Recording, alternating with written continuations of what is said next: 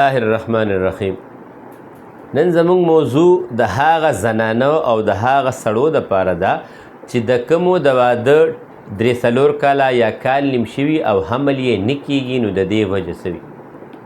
دا یاد ساتئ، هغه زنانه چې د کومو زنانو حمل نه کیږي او د هغې وجه دا وي چې که چېرې د یو زنانه مهواري په ټایم نه راځي، سپینې اوبه یې ډېرې زیاتې وي، د میلاوېدو ټایم کې وجود سوځي، کوروالي ته یې زړه نه کیږي، تشي امتیازې یې سوځي، په رحم کې رسولې وي، نو دا ټول څیزونه دا د دې وجه د دې علامات دا وي.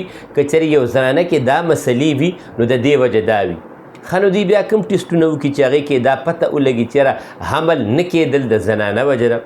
نو داسې زنانو له LH، FSH، پرولیکټین، تایراید او AMH دا ټسټونه کول پکاري. دا په هغه صورت کې پکار وي چې کله حمل نه کیږي، مهواري یې په ټایم راځي او بیا یې هم حمل نه کیږي. ځینې زنانه بیا دی کې داسې هم وي چې د هغې ټیوب بلاک وي. د ټیوب د بلاک کېدو 3 وجې وي.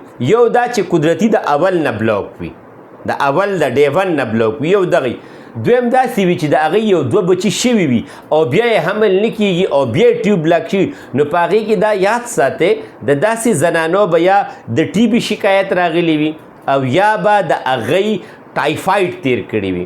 نو که چېرې دغه مسلې یو زنانه ته وي او هغې کوم ټسټونه کړي، نو هغه ما سره بیا رابطه کولی شي. بیا د سړو څه وجوهات وي چې کوم سړي د خپل د منې ټسټ وکړي او د هغې طریقه دا وي چې 3 نه 4 ورځو پورې به کوروالې نه کوي او د منې ټسټ به وکړي، سیمن انالیسز هغې ته وایي، او هغه به په هغې کې وګوري که چېرې د هغې جراثیم د 60 نه بره وي، پس سیل پکې 2 نه 3% وي، RBC پکې 1-2 وي، لکه دا دواړه پکې د 5% نه کم وي، نو دې کې بیا د سړي وجه نشته. که چېرې د یو سړي جراثیم د 35 یا د 30 نه کم وي، پس سیل پکې انتهایی زیات وي، یا د یو سړي د اګو سایز ډېر زیات کم وي، یا د یو سړي جراثیم برابر وي، یو ځل ټسټ وکړي نو 50 راځي، بل ځل ټسټ وکړي نو 330 راځي. نو داسې کس یا د ده په اګو باندې درد راځي، نو داسې سړو له پکار دا وي چې دوی بیا سکروټم الټراساونډ وکړي.